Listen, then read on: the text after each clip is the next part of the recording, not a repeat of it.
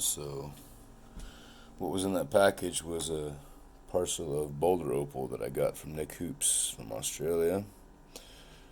Got a little segment of a yawa nut. It's really brittle. Hope I can get something out of that. It's got some cool pattern in the middle, some color, and then this part over here.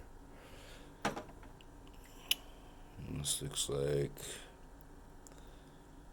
some Queensland.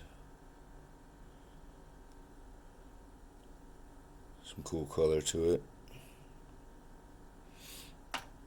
And then some more Queensland. Some nice color in that.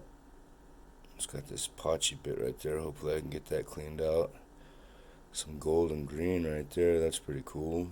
Very small bit, but this one I'm not seeing much. Oh, there's a little glint on the edge there. Some blue and green right there as well. And then a chunk right there. Multicolor. Super bright. That's pretty. This piece though, freaking gigantic. And it looks like the color goes all the way through. Sort of. This part doesn't look like much, but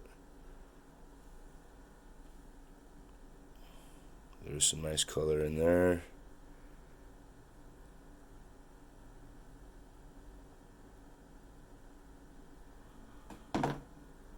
$120.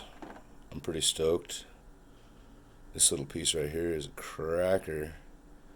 It's got two thin bars at a 90-degree angle. That is just interesting as hell. Crazy how that formed. But look at that color. That is beautiful.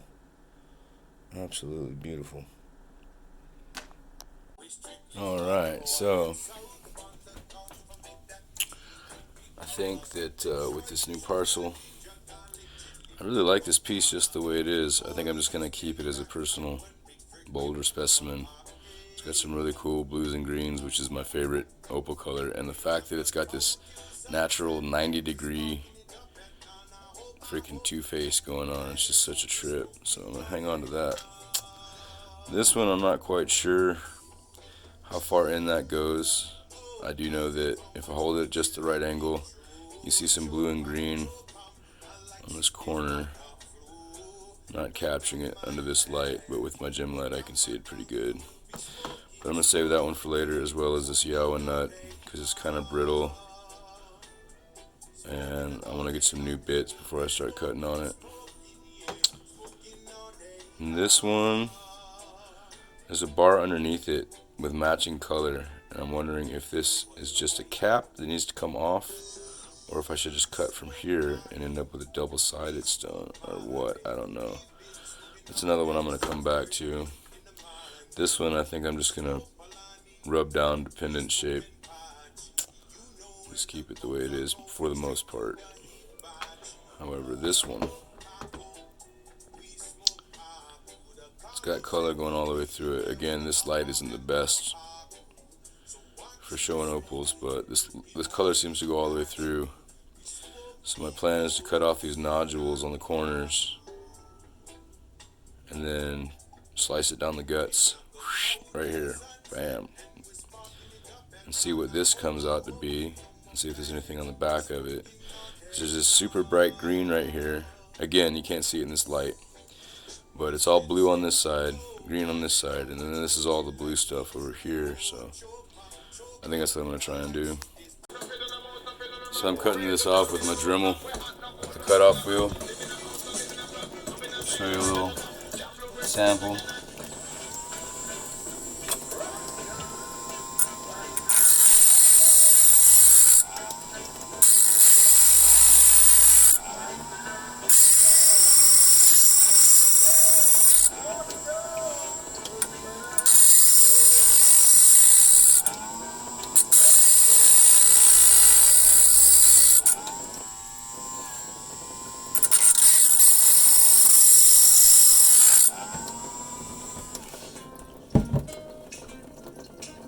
Alright, so I just cut this little knob off the corner, and it's got some killer color inside of it. But I revealed that inside of, oh shit, dropped my camera. Inside of where I cut is really nice color as well. And it does look like it just goes all the way through the freaking stone.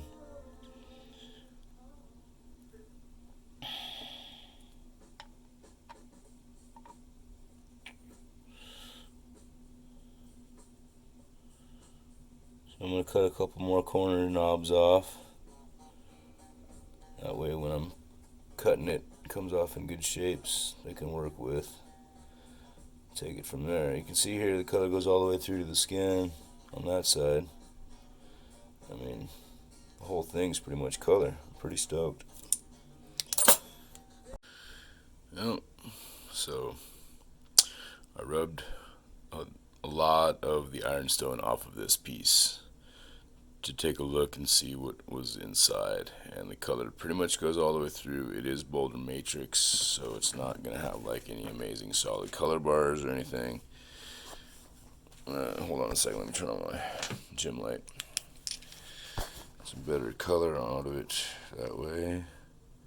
Anyways, you can see the color in there. Purples and blues, a couple little green spots. Really strong blues and purples though. But then there's that green bar going through right here. So what I've done is I've scribed this line. And I'm going to cut this part off and turn this into a cab. For those of you that don't know what a cab is, that's a shortened version of the word cabochon, which is a stone that is flat on one side and domed on the other.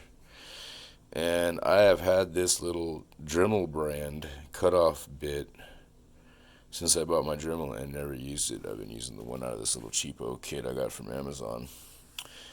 But this one seems a little bit better, and it's vented. And I just found it, so I'm going to use it. Anyways. Alright, so the Dremel brand bit, it did work really well. It cut a lot better than these Chinese discs, but ultimately they're just too narrow. I should look and see if they have bigger sizes, but anyway, this is the one that I started with, and it's much more narrow than these Amazon ones I got. So I switched over to that, and I sliced this piece off to get a cabochon. Let's see, there is the place where I cut it off of. You can tell, I think I made a pretty good choice of where to cut because it looks like the color kind of stops, which means I'll have a nice back. They don't have to worry too much about the color. And then face this side that has the green and the super bright blue. And then come back to this afterwards and see what I can get out of it.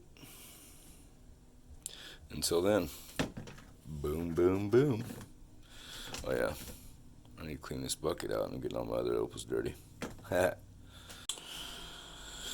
So, in order to polish it, I need to do a couple things. I need to get rid of these jagged edges so I don't mess up my Nova bits. I need to see what I can do about this crack, see how far deep it goes in. Maybe remove this whole corner if I have to make it smooth.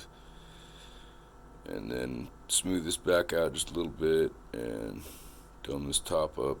Try and even it out just a little bit. I'm going to start off with this 160 grit center diamond burr, and then I'm going to move on to this 220 bit center diamond burr, and then I'm going to go to this 280 grit Nova tip, and then so on and so forth as they go until I get to the gray and the pink, and ultimately felt tip with cerium oxide for the final polish, so they can look shiny and better than these piece of crap Wella opals I have in this box. Alright, so as I've been rubbing on it, I've come to realize that these little cracks and inclusions go pretty deep, and I don't really want to cut this piece of this stone, so I'm just going to think maybe keep it as a personal piece. Maybe just rub it up and polish it and keep it as a pendant or a pocket stone. I do like to have an opal on me at all times. I just really do like them.